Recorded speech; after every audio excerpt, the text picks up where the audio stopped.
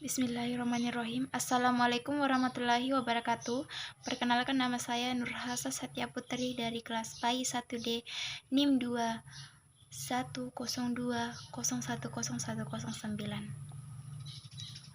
Di sini saya akan mengerjakan tugas PKN dosen pengampu mata kuliah, yaitu Muhammad Yamin SPD MPD.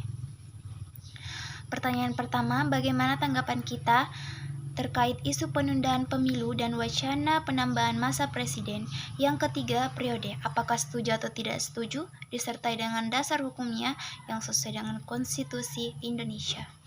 Menurut pendapat saya tidak setuju apabila ada penambahan pada masa presiden, sedangkan sudah dijelaskan pada pasal 7 UUD 1945 disebutkan masa jabatan presiden dan waktu presiden dibatasi hanya 2 periode.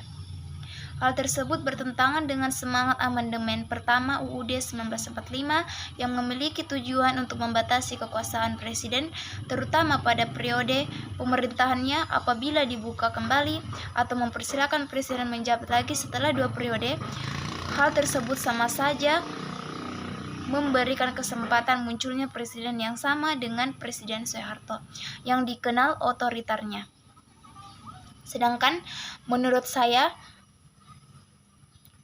ciri dari negara demokrasi adalah adanya sirkulasi pergantian pemimpin.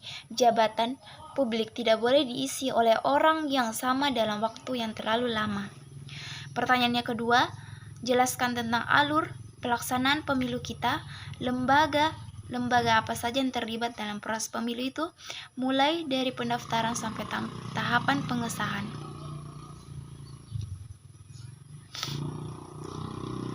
Pemilihan umum secara langsung oleh rakyat merupakan sarana perwujudan kedaulatan rakyat guna menghasilkan pemerintahan negara yang demokratis berdasarkan Pancasila dan Undang-Undang Dasar Negara Republik Indonesia tahun 1945. Penyelenggaraan pemilihan umum secara langsung, umum, bebas, rahasia, jujur, dan adil dapat terwujud apabila dilaksanakan oleh penyelenggara pemilihan umum yang mempunyai integritas, profesionalitas, dan akuntabilitas. Dalam undang-undang ini diatur mengenai penyelenggaraan pemilihan umum yang dilaksanakan oleh suatu komisi pemilihan umum, selanjutnya disebut Komisi Pemilihan Umum KPU, yang bersifat nasional, tetap, dan mandiri. Di dalam undang-undang ini diatur mengenai KPU provinsi, dan KPU kabupaten atau kota sebagai lembaga penyelenggaraan pemilihan umum yang permanen. Adanya lembaga penyelenggaraan pemilihan umum yang profesional membutuhkan Sekretariat Jenderal KPU di tingkat pusat dan Sekretariat KPU provinsi, dan Sekretariat KPU kabupaten atau kota di daerah sebagai lembaga pendukung yang profesional dengan tugas utama membantu hal teknis di administratif termasuk pengelolaan anggaran. Untuk lebih membantu lancarnya tugas-tugas KPU, diangkat tenaga ahli atau pakar sesuai dengan kebutuhan dan berada di bawah koordinasi Sekretaris Jenderal KPU. Untuk mendukung kelancaran penyelenggaraan pemilihan umum, undang-undang ini membuat pengaturan yang mengamanatkan agar pemerintahan dan pemerintahan daerah memberikan bantuan dan fasilitas yang diperlukan oleh KPU dan Bawaslu. Pertanyaan ketiga, jelaskan alur atau mekanisme dari penetapan sebuah UU, mulai dari pengusulannya, pembahasannya, sampai pelaksanaannya, siapa-siapa yang terlibat, bagaimana prosesnya. Undang-Undang Dasar 1945 Pasal 20 ayat 1 menyebutkan bahwa kekuasaan untuk membentuk UU ada di Dewan Perwakilan Rakyat. Kemudian di Pasal 20 ayat 2 disebutkan bahwa setiap rancangan UU atau RUU dibahas oleh DPR bersama Presiden untuk mendapatkan persetujuan bersama. Nah, untuk proses pembentukan undang-undang diatur dalam Undang-Undang Nomor 12 Tahun 2011 tentang pembentukan peraturan perundang-undangan pasal 16. Yang pertama, sebuah RUU bisa berasal dari Presiden, DPR, atau DPD. Yang kedua, RUU yang diajukan oleh Presiden disiapkan oleh Menteri atau pemimpin lembaga terkait. Dan yang ketiga, RUU kemudian dimasukkan ke dalam program legislasi nasional prolegnas oleh Badan Legislasi DPR untuk jangka waktu 5 tahun. 4.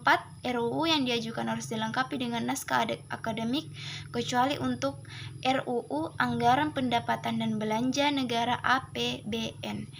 RUU Penempatan Peraturan Pemerintah pengganti Undang-Undang Perpu menjadi UU serta RUU pencabutan UU atau pencabutan Perpu. 5. Pemimpin DPR mengumumkan adanya usulan RUU yang masuk dan membagikan ke seluruh anggota dewan dalam sebuah rapat paripurna. 6. Di rapat paripurna berikutnya diputuskan apakah sebuah RUU disetujui dengan perubahan atau ditolak untuk pembahasan lebih lanjut. 7. Jika disetujui untuk dibahas, RUU akan ditindaklanjuti dengan 2 tingkat pembicaraan. 8. Pembicaraan tingkat pertama dilakukan dalam rapat komisi, rapat gabungan komisi, rapat badan legislasi, rapat badan anggaran, atau rapat panitia khusus. 9.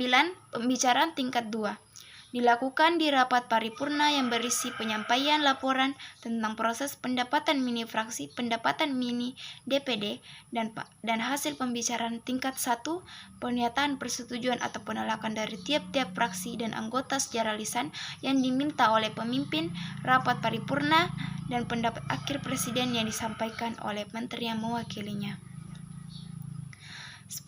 Apabila tidak tercapai kita sepakat melalui musyawarah mufakat, keputusan diambil dengan suara terbanyak. 11. Bila RUU mendapat persetujuan bersama DPR dan wakil pemerintah, maka kemudian diserahkan ke Presiden untuk dibubuhkan tanda tangan. Dan dalam UU ditambahkan kalimat pengesahan serta diundangkan dalam lembaga negara Republik Indonesia. 12. Dalam hal RUU tidak ditandatangani oleh Presiden dalam waktu paling lama 30 hari terhitung sejak RUU disetujui bersama. RUU tersebut sah menjadi undang-undang dan wajib diundangkan. Sekian dari saya, kurang dan lebihnya mohon dimaafkan. Wassalamualaikum warahmatullahi wabarakatuh.